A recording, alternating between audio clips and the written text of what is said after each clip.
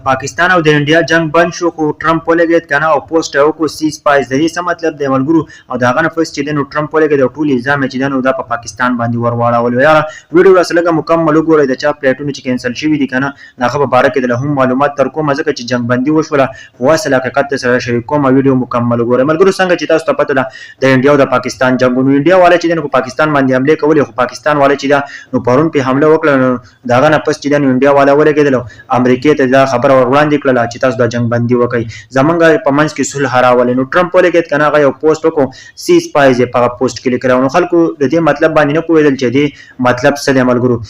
دې مطلب دا دی کنه سیز پایز لکه وست دوه ملکونو جنگ دی لکه پاکستان او انډیا جنگ دی نو هغه چې د جنگ بندي وشوله چې کله جنگ بندي وشوله کنه د 12 تاریخ پورې به دا جنگ بند وي نو بل دا چې په دې نه به ورسته مذاکرات کیږي د 12 تاریخ نه ورسته دې مذاکرات کیږي لکه چرته دوه قومونه لانجوي نو خلک یې کینې کنه چې دې تاسو خبره وکړي او دا چې دنو جنگ جګړو نه سره جوړیږي نو هغه چې دنو د کسي پاکستان چې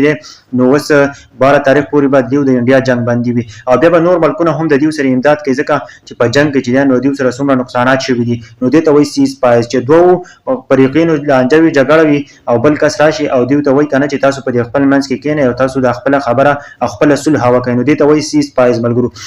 ځکه چې پرون بیا انډیا لګیدل په پاکستان باندې چې دی نو هغه باندې بیا ډرون حمله وکړي وي ځکه چې هغه پوسټ کړو چې تاسو جنگ بندي وکړي او بیا چې د انډیا والا ولګیدل او بیا په پاکستان باندې ډرون حمله وکړي خدای الزام ټول د په پاکستان باندې ولګاو ملګرو څنګه چې تاسو ته بیا پته ده کنه په پاکستان کې پلیټونه چې دینو کینسل شوی دي خلک چې دینو تل د ریپورټونو واپس کړي دي ځکه چې پلیټونه کینسل شوی ملګرو دا نه پس چې کنه په پېښور کې اسلام آباد کې لاهور کې یا په نور ځایونو کې چې کوم پلیټونه دي هغه کینسل شوی نو تاسو د ایجنسو سره رابطه ضرور وکړئ کنه تاسو پلیټونه چې کوم دي تاسو کوم ټیکټ نه هغه برابر کې ملګرو دا نه معلومات راغلو د پاکستان او د انډیا چې کوم جنگ دی نو بالکل چې دنو ختم شو اوس به د پاکستان او د انډیا جنگ نه وي د 12 تاریخ پورې به وي کنه چې د 12 تاریخ راشي دغه نه پس مذاکرات شروع کیږي چې مذاکرات وشول خاکه مذاکرات ونه شول نو جنگ به بیا واپس کیږي ملګرو دا معلومات راغلو او ټول ملګرو ته ضرور ورسوي چې ټول ته ورسي ځکه چې اخر کار جنگ بندي وشوله ځکه کچرته جنگ شوی به کنه نو حالات نور هم خرابېدل هم پاکستان غر کېدو هم انډیا غر کېدو